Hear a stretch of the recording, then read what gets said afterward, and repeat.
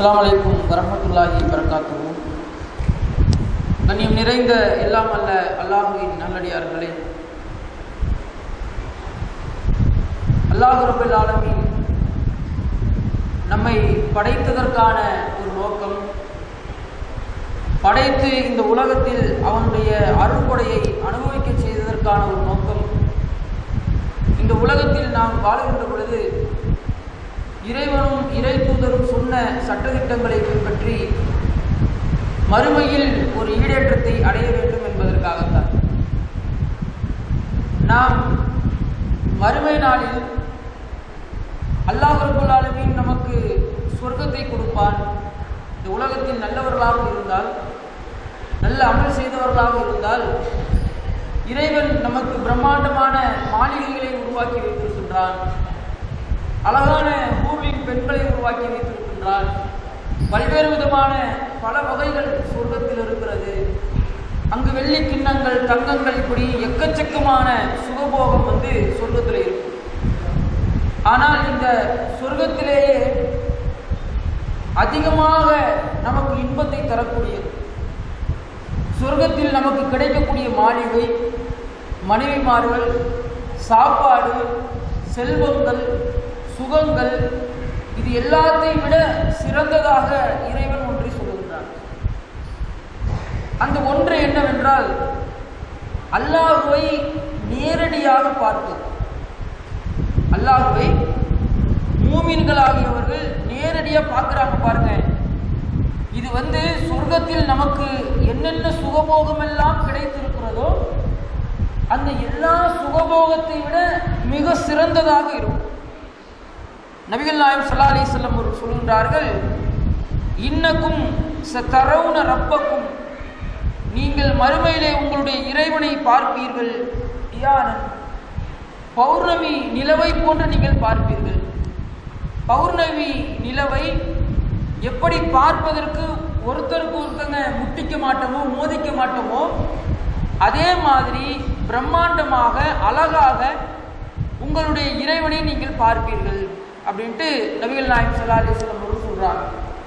சஹீஹ் முஸ்லிம்ல வரக்கூடிய செய்தியில் எப்படி வருது, அதாவது அல்லாஹ் ரப்பல் ஆலமீன் சொர்க்கவாசிகள்கிட்ட கேட்பானா, உனக்கு வீடு கொடுத்துட்டேன், மாளிகையை கொடுத்துட்டேன், மனைவிமார்களை கொடுத்துட்டேன், நல்ல வசதி வாய்ப்புகளை எல்லாம் கொடுத்துட்டேன், வேறு ஏதேனும் உனக்கு வேணுமா அப்படின்ற கேள்விக்கு அந்த முஸ்லிம்கள் பதில் சொல்லக்கூடிய பதில் என்ன தெரியுமா, இந்த சொர்க்கத்தில் நீ எங்களுக்கு கொடுத்ததையெல்லாம் விட, எங்களுக்கு கொடுத்த எல்லாத்தையும் விட உன்னை பார்ப்பதற்கான ஒரு வாய்ப்பை எங்களுக்கு கொடுத்திருக்கியே, உன்னை எப்போதும் பார்த்துக்கிட்டே இருக்கிறோமே, இவ்வளவு அருகில் உன்னை பார்த்துக்கிட்டே இருக்கிறோமே, இதுவே எங்களுக்கு போதாதா அப்படின்ற கேள்வியெல்லாம் இறைவனிடத்திலே கேட்பார்கள் என்று பல செய்திகள் வருகின்றது. இந்த விஷயத்தில் அல்லாஹ் ரப்பல் ஆலமீன் அல்லாஹ்வை பார்க்கக்கூடிய விஷயம் மட்டும் கிடையாது. இந்த எல்லா சம்பவங்களிலேயுமே அல்லாஹ் மக்களோடு உரையாடுகிறான், பேசுகிறான். உனக்கு என்ன வேணும் கேளு, உனக்கு என்ன வேணும் கேளு அப்படின்ட்டு அல்லாஹ் ரப்பல் ஆலமீன் மக்களோடு அன்பாகவும் அழகாகவும் பேசுகிறான். ஆனால் ஒரு குறிப்பிட்ட சில நபர்கள்,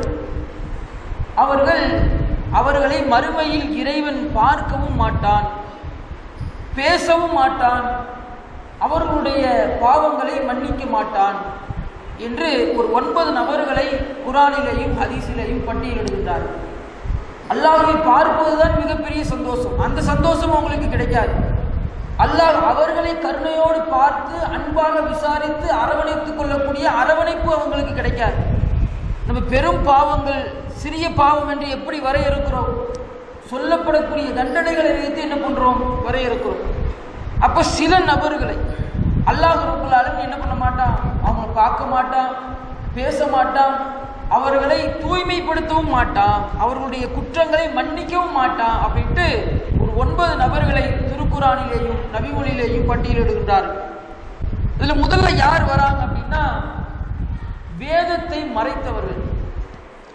அதை பற்றி இறைவன் சொல்லுகின்றான், இன்னல்லதீன யக்துமூன மா அன்ஸலல்லாஹ், அல்லாஹ் அருளிய வேதத்தை வயஷ்தரூன பிஹி சமனன் கலீலா, அற்ப விலைக்கு விட்டு விட்டார்கள். அது மட்டும் இல்லாம உலாயிக்கமா யாக்குலு ஃபி புத்தூனிஹிம் இல்லன்னார், அவர்கள் அந்த வேதத்தை விட்டு சாப்பிடுவதெல்லாம் நரக நெருப்பை தவிர வேறு எதுவும் கிடையாது. லாயு கல்லிமுஹுமுல்லாஹு யௌமல் கியாமா, மறுமையில் அல்லாஹ் அவர்களிடத்தில் பேச மாட்டான். வலாயு சக்கீஹிம், அவர்களை தூய்மைப்படுத்த மாட்டான். வலவும் அதாகும் அலீம். முதல் நபராக அல்லாஹ் ரப்பல் ஆலமீன் யாரை சொல்லுகிறார்? வேதம் அருளப்பட்டு வேத வசனங்கள் தெரிந்தாலும் உலகத்திற்காகவும் உலக தேவைக்காகவும் பொருளாதாரத்திற்காகவும் தன்னுடைய சுயநலத்திற்காகவும் யார் இந்த மார்க்கத்தை மறைக்கிறார், இந்த நபருக்கு அல்லாஹ் மறுமையில் பேச மாட்டான். எப்படி இருக்குன்னு கேட்க மாட்டான். செய்த பாவங்களை மன்னிக்க மாட்டான். இந்த வேதத்தை மறைத்து அதன் மூலியமாக வரக்கூடிய வருமானத்தில் சாப்பிடுகிறாரே, அந்த சாப்பாடை பற்றி இறைவன் சொல்லுகின்றான். மா யாக்குலூன ஃபி புத்தூனிஹிம், அவர்களுடைய வயிற்றிலே சாப்பிடுவதெல்லாம் இல்லன்னார்.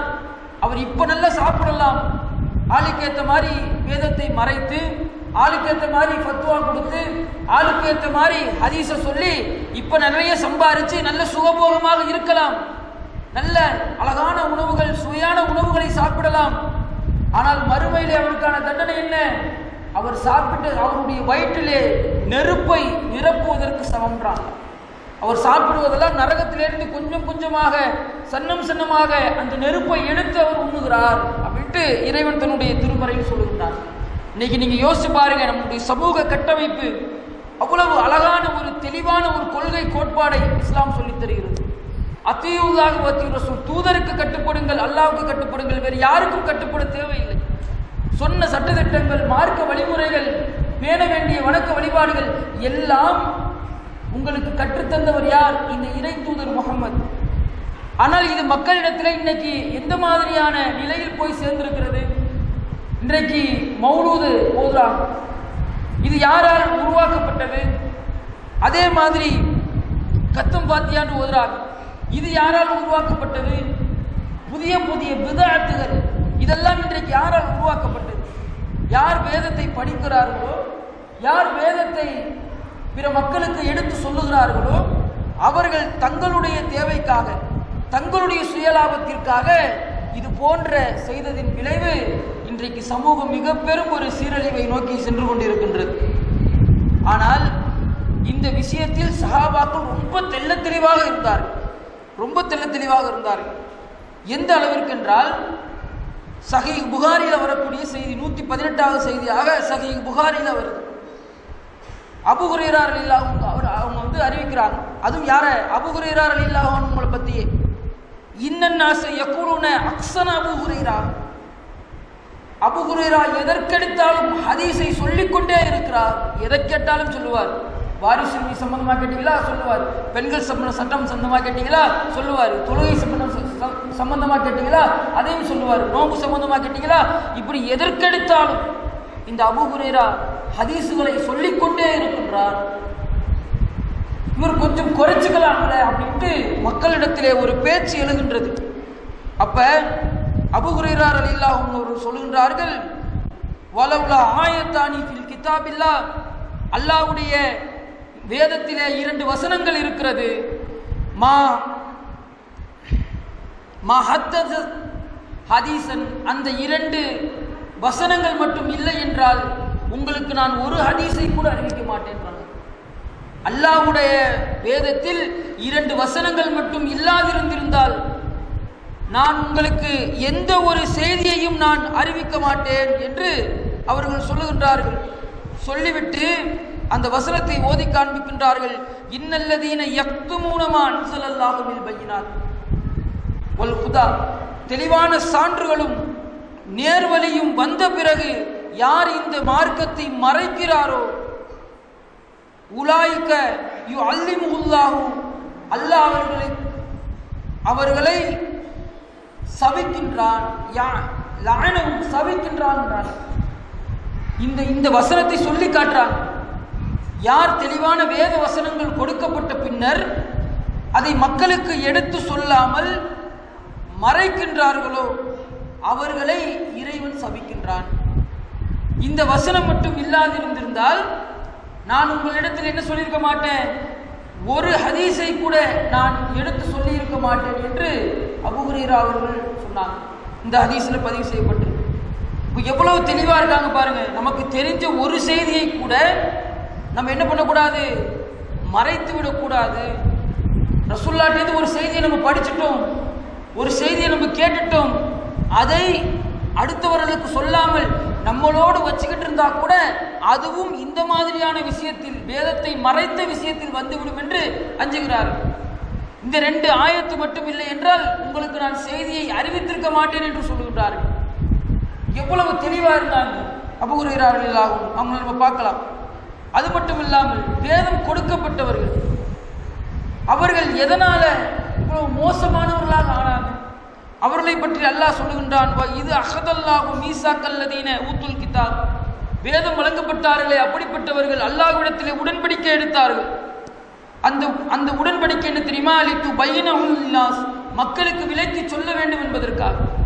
அல்லாஹ் கொடுத்த வேதத்தை அவர்கள் மக்களுக்கு சொல்ல வேண்டும், எடுத்து சொல்ல வேண்டும், மறைக்க கூடாது என்பது அவர்கள் இறைவனிடத்தில் எடுத்த உடன்படிக்கை.